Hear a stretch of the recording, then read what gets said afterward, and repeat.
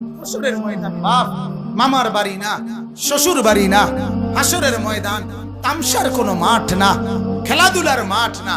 হাসরের ময়দান ওই ময়দান যে ময়দানের ব্যাপারে ইব্রাহিম আলাইহিস সালামের মতো নবী আল্লাহকে বলছে, আল্লাহ আমি জানি আপনি আমাকে বন্ধু বানাইছেন, আমি জানি আমি আপনার খলিল। ভয় লাগে মাওলা, রব্বি লা তুখজিনি ইয়াউমা ইউবআসুন। আল্লাহ হাসরের ময়দানে আমি ইব্রাহিমকে আপনি বেইজ্জতি করিয়েন না, আমার ভয় লাগে। ইব্রাহিমের মতো নবী এই দোয়া করছে কোরআনের আয়াতে। হাদিসের মধ্যে আছে মুসা নবীর মতো নবী আল্লাহর কাছে হাসরের ময়দানের ব্যাপারে বলছে, আল্লাহ হাসরের মাঠে লা আসআলুকা লিয়াউমা উম্মি ওয়ালা উখতি, আমি আমার মাকে চাই না, আমি আমার বোনকে চাই না, বাল আসআলুকা লিয়াউমা নাফসি, আমি মুসা কেবল আমাকে বাঁচাইতে চাই, আমাকে বাঁচাইতে চাই। আল্লাহ আমাকে বাঁচান, হাসরের মাঠ আমার বড় ভয় হয়, হাসরের মাঠ আমার বড় ভয়। আল্লাহর নবী সাল্লাল্লাহু আলাইহি সাল্লাম বলেন, ইয়াকুব নবী নিজের চোখে দেখবে ইউসুফ নবী ওনার ছেলে দাঁড়াইয়া আছে সামনে, এটা সেই ইউসুফ যার জন্য দুনিয়ায় কাঁদতে কাঁদতে চোখ সাদা বানায় লাইছে।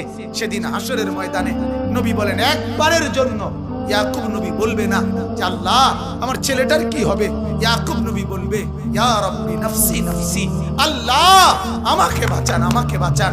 ওরটা ও বুঝবে, আমারটা আমি বুঝতেছি। এটারে হাসরের মাঠ বলে। এই মুসলমান, আল্লাহর নবী সাল্লাল্লাহু আলাইহি ওয়াসাল্লাম হাসরের ময়দানের ব্যাপারে এতটা নবীজি নিজেও চিন্তা করতেন।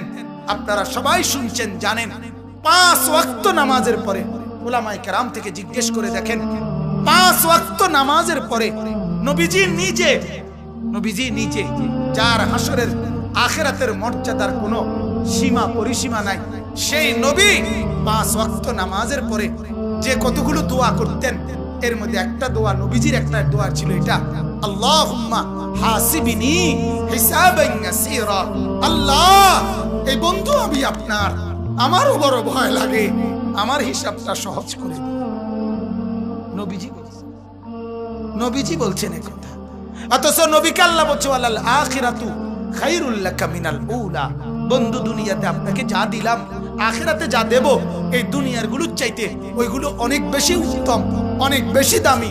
এরপরও নবী বলে, আল্লাহ আমার ভয় হয় আমার হিসাব যেন সহজ হয়। অথচ আখিরাতে ওনার মর্যাদার কোনো সীমা পরিসীমা নাই। আল্লাহ তাআলা হাদিসে কুদসিতে বলছে, বন্ধু হাসরের মাঠ আমি আপনার মাঝে আর আমার মাঝে ভাগ করে নেব। কাসামতুল কিয়ামাতা বাইনি ওয়া বাইনাক, আমার মাঝে আর আপনার মাঝে কিয়ামতের দিনটাকে আমি ভাগ করব। আনা মালিকু ইয়াউমিদ্দিন আনতা সাহিবু ইয়াউমিদ্দিন, আমি হব কিয়ামতের দিনের মালিক, আপনি হবেন কিয়ামতের দিনের বাদশা। আপনি বলবেন আমি শুনবো, আপনি সুপারিশ করবেন আমি গ্রহণ করব, আপনি চাইবেন আমি দিতে থাকবো। আপনার হাতে আমার ইজ্জতের পতাকা দেব, আপনার জন্য আমার আরশের নিচে মাকামে মাহমুদের আলাদা জায়গা দেব, আপনার জন্য জান্নাতের দরজা প্রথম খোলার উদ্বোধনের অধিকার আপনাকে দেব। এত মর্যাদার পরেও নবী বলতেন, আল্লাহ তবুও ভয় হয় হিসাবটা সহজ করে। আপনি কেডা, আমি কে?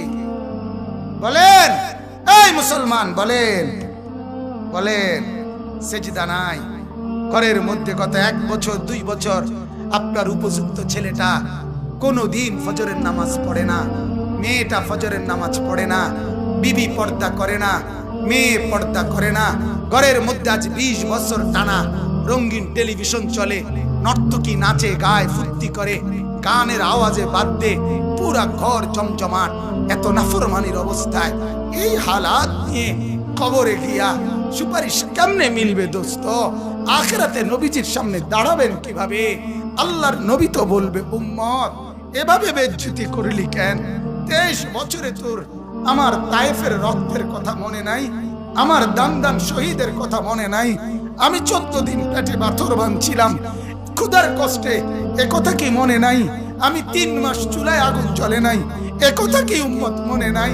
আমার এত কষ্ট এত মেহনতকে এইভাবে নাফরমানি করে আমাকে তুচ্ছ তাচ্ছিল্য করলি, আমার দিনকে অপমানিত করলি।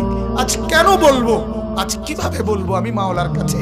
বলো কুরআনুল কারীমের সূরা নিসার মধ্যে আছে ওয়াজিনা বিকা আলা হাউলাই শাহীদা। আল্লাহ নবীকে বলছে, বন্ধু হাসরের দিন আমি আপনার হাতে আপনার উম্মতের আমলনামা তুলে দেব। আপনি পড়বেন, আপনি শোনাবেন, আপনি হিসাব করবেন, আপনি বলবেন, এরপরে আমি ফয়সালা দেব। আপনি সায়া সায়া কইবেন। তাফসীরে আল্লাহর কসম এই কথা স্পষ্ট আছে। হযরত আব্দুল্লাহ ইবনে মাসউদ বলে, যেদিন নবীর সামনে এই আয়াত এ ওয়াজিনা বিকা আলা হাউলাই শাহীদা সূরা নিসার এই আয়াত যেদিন পড়লাম, সেদিন হযরত আব্দুল্লাহ বলে, নবীজি অজরে চোখের পানি ফেলে কাঁদছে আর একথা বলছে, উম্মত যদি পৃষ্ঠার পর পৃষ্ঠা গুনাহ আর নাফরমানি দেখি, আমি মাওলার সামনে পড়বো কেমনে, শোনাবো কেমনে, আল্লাহর কাছে বলবো কেমনে? এত বেইজ্জতি করলে উম্মত আমি হাসরে মুখ দেখাবো কি? আল্লাহ আমাদেরকে বুঝার তৌফিক দান করুন।